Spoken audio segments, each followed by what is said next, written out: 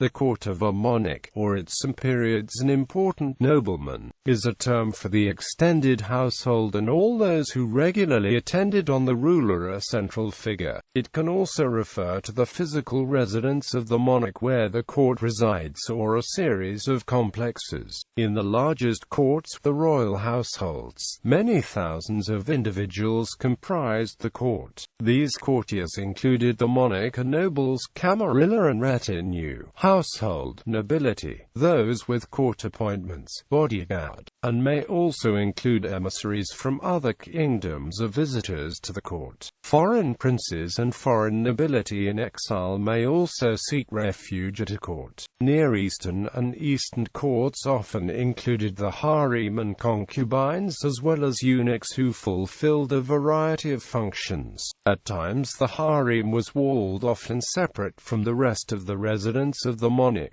In Asia, concubines were often a more visible part of the court. Lower-ranking servants and bodyguard were not properly called courtiers, though may be included as part of the court or royal household in the broadest definition. Entertainers and others may have been counted as part of the court. Patronage. A royal household is the highest-ranking example of this. A regent or viceroy may hold court during the minority or absence of a hereditary ruler, and even an elected head of state may develop a court-like entourage of unofficial, personally chosen advisors and companions. The French word compagnon, and its English derivation, companion, literally connotes a sharer of the bread at table, and indeed the court is an extension of the great individual's household. Wherever members of the household and bureaucrats of the administration overlap in personnel, it is sensible to speak of a court, whether in Achaemenid Persia, Ming China, Norman Sicily, the papacy before 1870 of the Austro-Hungarian Empire, a group of individuals dependent on the patronage of a great man, classically in ancient Rome, forms part of the system of clientage that is discussed under vassal court culture. Individual rulers differed greatly in tastes and interests, as well as in political skills and in constitutional situations.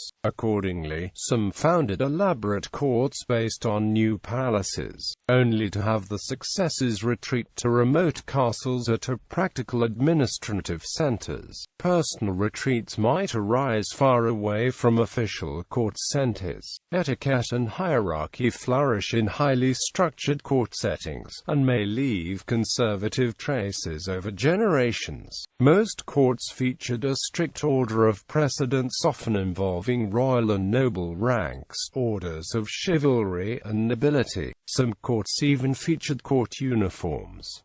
One of the major markers of a court is ceremony. Most monarchical courts included ceremonies concerning the investiture or coronation of the monarch and audiences with the monarch. Some courts had ceremonies around the waking and the sleeping of the monarch called a levee. Orders of chivalry as honorific orders became an important part of court culture starting in the 15th century. They were the right of the monarch to create and grant as the fount of honor. History. Early history. The earliest developed courts were probably in the Akkadian Empire and in Asia in China during the Shang dynasty, but we find evidence of courts as described in the Neo-Assyrian Empire and in Asia in the Zhou dynasty. Two of the earliest titles referring to the concept of a courtier were likely the Saresi and Mazazpani of the Neo-Assyrian Empire. The royal courts influenced by the court of the Neo-Assyrian Empire, such as those of the Median Empire and the Achaemenid Empire, would also have identifiable developed courts with court appointments and other features associated with later courts. The imperial court of the Achaemenid Empire at Persepolis is the earliest identifiable complex court with all of the definitive features of a royal court, such as a household, court appointments, courtiers, and court ceremony. Though Alexander the Great had an entourage entourage and the rudimentary elements of a court. It was not until after he conquered Persia that he took many of the more complex Achaemenid court customs back to the Kingdom of Macedonia to develop a royal court which would later influence the courts of Hellenistic Greece and the Roman Empire. The Sasanian Empire, adopting and developing the earlier court culture and customs of the Achaemenid Empire, would also influence again the development of the complex court and court customs of the Roman Empire and Byzantine Empire. The imperial court of the Byzantine Empire at Constantinople would eventually contain at least 1,000 courtiers. The court systems became prevalent in other courts such as those in the Balkan states, the Ottoman Empire, and Russia. Byzantinism is a term that was coined for the spread of the Byzantine system in the 19th century. East Asia. The courts of Chinese emperors were among the largest and most complex of all, with the Manchu dynasty occupying the whole Forbidden City and other parts of Beijing. During the Heian era, the Japanese developed an exquisitely refined court that played an important role in their culture. Medieval Europe. After the collapse of the Roman Empire in the West, a true court culture can be recognized in the entourage of the Ostrogoth Theodoric the Great and in the court of Charlemagne. In the Roman East, a brilliant court continued to surround the Byzantine emperors. In Western Europe, consolidation of power of local magnates and of kings in fixed administrative centers from the mid-13th century led to the creation of a distinct court culture that was the center of intellectual and artistic patronage, rivaling the abbots and bishops. In addition to its role as the apex of a rudimentary political bureaucracy that rivaled the courts of counts and dukes, the dynamics of hierarchy welded the court cultures together. Local courts proliferated in the splintered polities of medieval Europe and remained in early modern times in Germany and in Italy. Such courts became known for intrigue and power politics. Some also gained prominence as centers and collective patrons of art and culture. In medieval Spain, provincial courts were created. Minor noblemen and bourgeoisie allied to create a system to oppose the monarchy on many policy issues.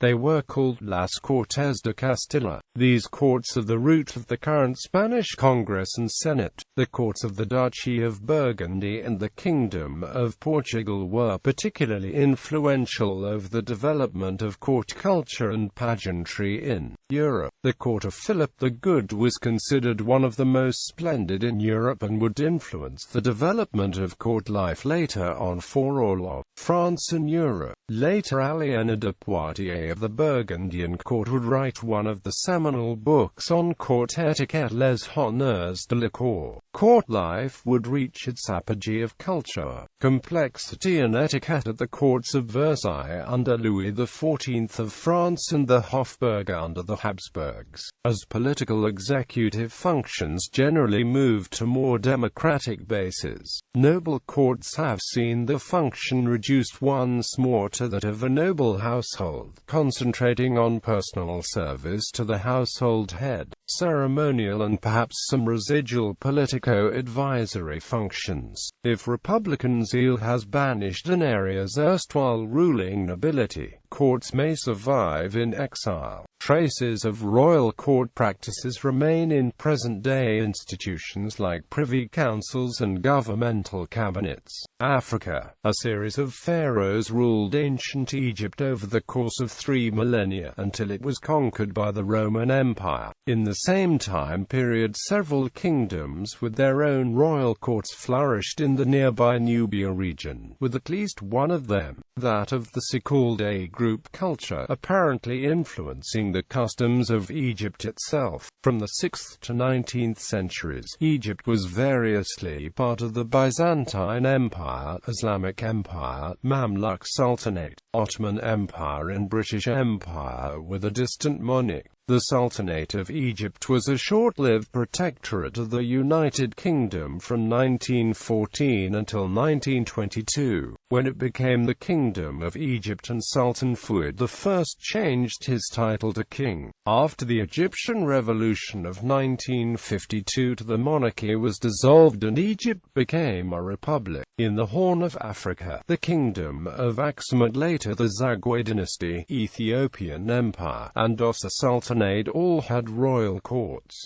Various Somali sultanates also existed, including the Adil Sultanate, Sultanate of Mogadishu, Ajuran Sultanate, Warsang Ali Sultanate, Jeledi Sultanate, Majiatine Sultanate and Sultanate of Hobyo. The kingship system has been an integral part of the more centralized African societies for millennia. This is especially true in the West African Sahel, where royal courts have been in existence since at least the era of the 9th century Takrur and Ghana empires. The ruler of the 13th century Mali Empire, Mansa Musa, brought a large number of his courtiers with him on the Islamic Hajj pilgrimage to Mecca. Today, the courts of the Ashanti Nanas in modern Ghana, the Mande members of the Tunkalemu caste in Mali, the Bamam Sultans of Cameroon, the Kanam Sheikhs of Chad, the Hausa Emirs of northern Nigeria, the Nkosis of the southern African Zulus and Xhosas and the Obas and Balis of Yorubaland, amongst others,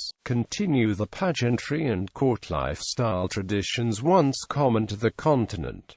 Caliphate courts. All four major caliphates had sophisticated courts. This enabled Cordoba, Cairo and Baghdad to become the largest, most culturally developed cities of the time. This drew talented people from all walks of life, such as musicians, singers, poets and scientists, to seek employment under the patronage of elite bureaucrats, emirs and sultans at court. The other caliphate was the Ottoman, which employed its courts culture to stabilize an empire inhabited by huge non-Islamic populations spanning 3 continents. Everything from Algeria to the Balkans to Yemen was controlled by the court in Istanbul. The royal courts in the Islamic world were mostly run by rulers, but there were the exceptions of important elite families such as Barmakids and Nizams who established their own minor courts, enabling them to encourage arts and improve the empire even if the ruling king was useless.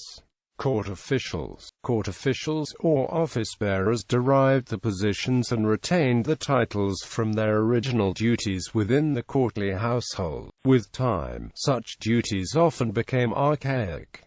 However, titles survived involving the ghosts of arcane duties. These styles generally dated back to the days when a noble household had practical and mundane concerns as well as high politics and culture. Such court appointments each have their own histories.